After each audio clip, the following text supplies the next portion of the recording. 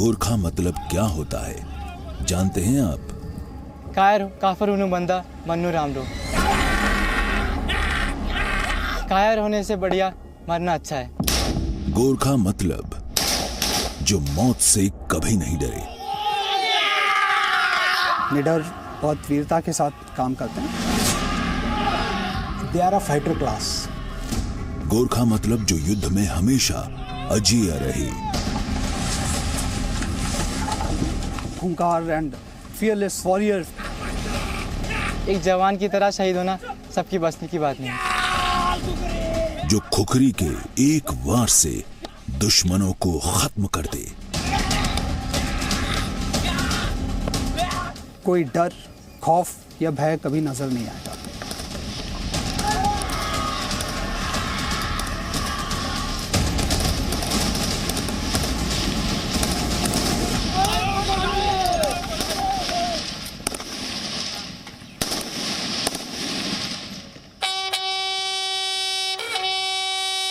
रेवेली यानी फौजी शिविर को जगाने वाली बिगुल की आवाज के साथ इस खास पेशकश में आपका स्वागत है।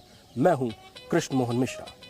भारतीय सेना की इस रेजिमेंट से अंग्रेज इतने प्रभावित थे कि जब वो भारत छोड़कर वापस जा रहे थे तो इस रेजिमेंट के कुछ हिस्से वो अपने साथ ले गए थे। इन जवानों के एक 10-11 इंच के छोटे से हथियार से पूरी दुनिया खौफ खाती है। इस रेजिमेंट का मोटो यानी ध्येय वाक्य है, कायर हुनु भंदा मरनू रामरो, यानी कायर होने से मर जाना बेहतर है। फील्ड मार्शल सैम मानेकशॉ ने एक बार कहा था कि अगर आप कहते हैं कि आप मौत से नहीं डरते तो या तो आप झूठ बोलते हैं या आप गोरखा हैं। हर मुश्किल को हंसकर सहने वाले गोरखा जवानों से मिलकर बनती है गोरखा राइफल्स।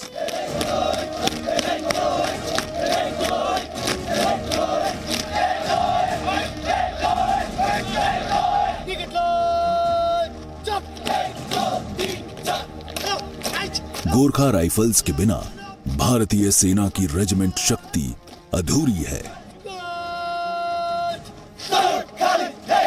इसीलिए आज जी न्यूज की खास सीरीज रेजिमेंट में आप गोरखा राइफल्स की गौरव यात्रा के गवाह बनेंगे।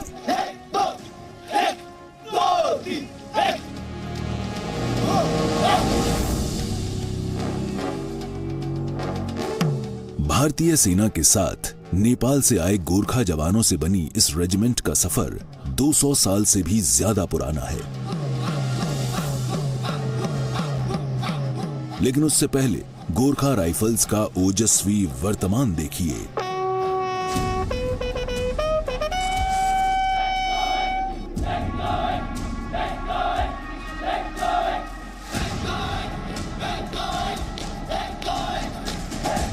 भारतीय सेना में गोरखा राइफल्स की कुल 7 रेजिमेंट्स हैं, जिन्हें गोरखा ब्रिगेड कहा जाता है। हमेशा शांत और हंसमुख लगने वाले ये गोरखा जवान मैदान में ऐसे योद्धा बन जाते हैं जिनके सामने खड़ा होना नामुमकिन हो जाता है। तिरछा गोरखा हैट और धारदार खुखरी इनकी खास पहचान है।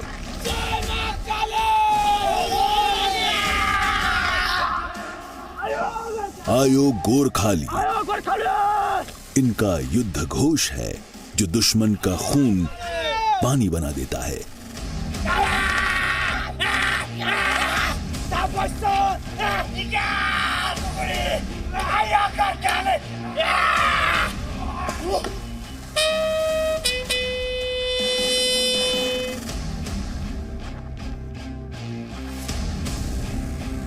वो कौन सी बात है जो गोरखा राइफल्स को इतनी शानदार रेजिमेंट बनाती है? इसके लिए आपको हमारे साथ उस जगह चलना होगा जहां मौत से न डरने वाले गोरखा जवान तैयार होते हैं। ये वाराणसी का 39 गोरखा ट्रेनिंग सेंटर है और यहां इस समय दिन की शुरुआत गोरखा रिक्रूट के साथ मैदान में हो रही है।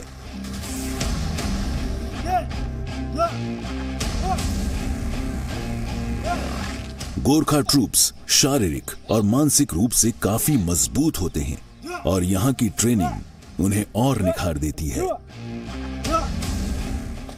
ये ट्रेनिंग कितनी मुश्किल है आप खुद देखिए। चिन अप यानी किसी बार को पकड़कर अपने शरीर को सिर्फ हाथ से उठाना एक आम व्यायाम है, लेकिन यहां इसे और मुश्किल बना दिया गया है।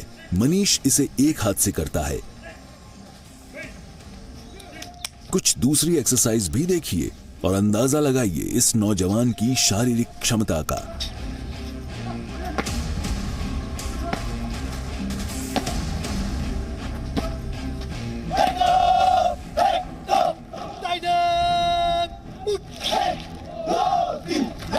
थोड़ी ही दूरी पर एक दूसरे ग्राउंड में दूसरे रिक्रूट्स को ड्रिल का अभ्यास कराया जा रहा है।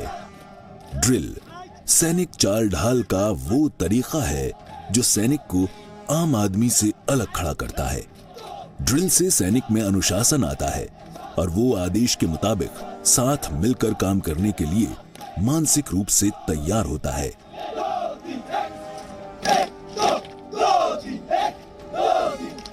आदेश एकदम कड़क अंदाज में दिए जाते हैं, लाउड एंड क्लियर। रिक्रूट को अपनी वर्दी, जूतों की देखभाल भी सीखनी होती है, जिसकी जांच प्रशिक्षक बहुत बारीकी से करते हैं।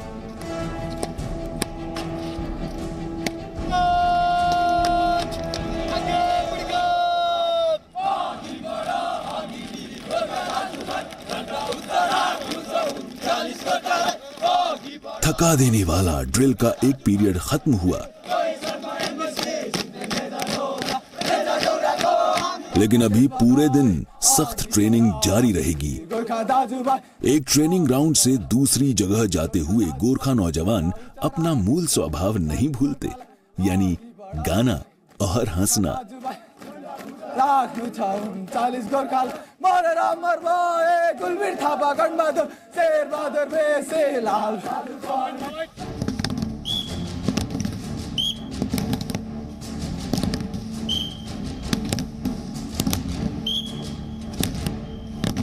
इस तरह की ट्रेनिंग से कंधे मजबूत होते हैं। ये मशक्कत इसलिए ताकि कलाइयां ताकतवर बने और निशाना बेहतर लगे। ये निशानेबाजी का सबसे पुराना तरीका है, लेकिन इसकी प्रैक्टिस आज भी निशाने को पक्का बना सकती है। उस्ताद नए रिक्रूट को राइफल की हर बारीकी सिखाते हैं और निशानेबाजी में माहिर होने के तरीके भी।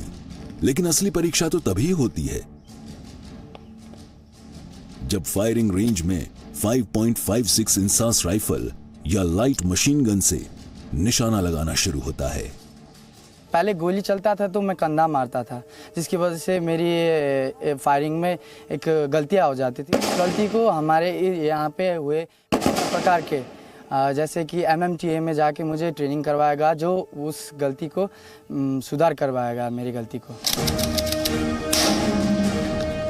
और जब ये ट्रेनिंग पूरी हो जाएगी तो निशाना कैसा होगा इसकी बानगी भी देख लीजिए। अब हाथ में एक AK-47 राइफल है और सामने अलग अलग रंगों की डिस्क।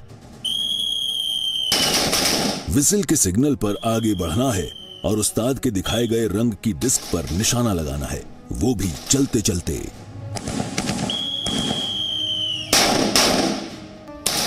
लेकिन मैदानी जंग में सिर्फ निशाना लगाना ही काफी नहीं है। 18 साल के भीम कुमार मगर और 20 साल के महान बुद्धा मगर इस समय बैटल ऑब्स्टिकल कोर्स कर रहे हैं। इसमें अलग अलग रुकावटों को पार करते हुए लास्ट पॉइंट तक पहुंचना है, पूरे बैटल गियर में, यानी जंगी साजो सामान के साथ। ये अलग अलग तरह के ऑब्स्टिकल्स लड़ाई के मैदान में आगे बढ़ते समय आने वाली रुकावटों को देखकर बनाए गए हैं। यहां प्रैक्टिस से मुश्किल हालात में भी सैनिक रुकावटें पार करने के लिए शारीरिक और मानसिक रूप से तैयार रहता है।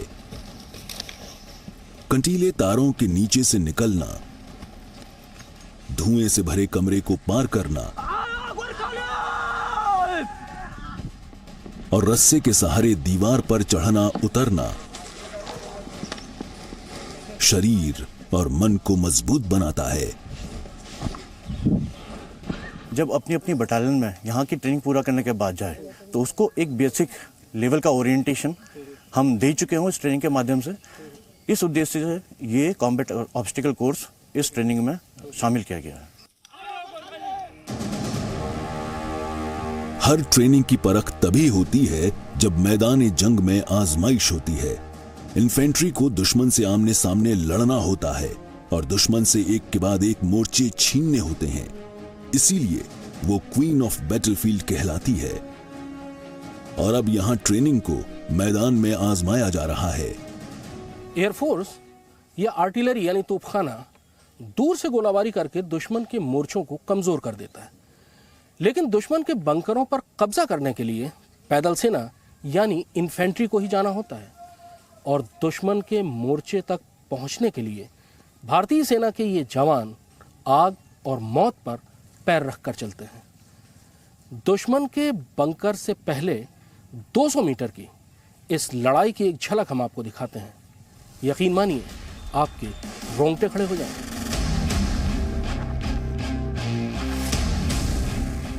दुश्मन ने पक्की मोर्चाबंदी कर रखी है।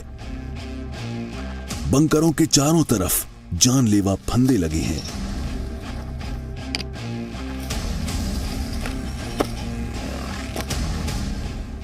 सबसे पहले मैदान में बिछी बारूदी सुरंगों से बचकर आगे बढ़ना है। लीडर ने एक रस्सी के सहारे एक भारी लंगर आगे फेंका। एंटी पर्सनल माइन को फटने के लिए इतना ही वजन पर्याप्त होता है। लंगर के गिरते ही पूरा सेक्शन लेटकर खुद को सुरक्षित करता है। कोई धमाका नहीं हुआ। अब लंगर को खींचकर पैर रखने लायक जगह को सुरक्षित कर लिया गया है। यहां कोई सुरंग नहीं है।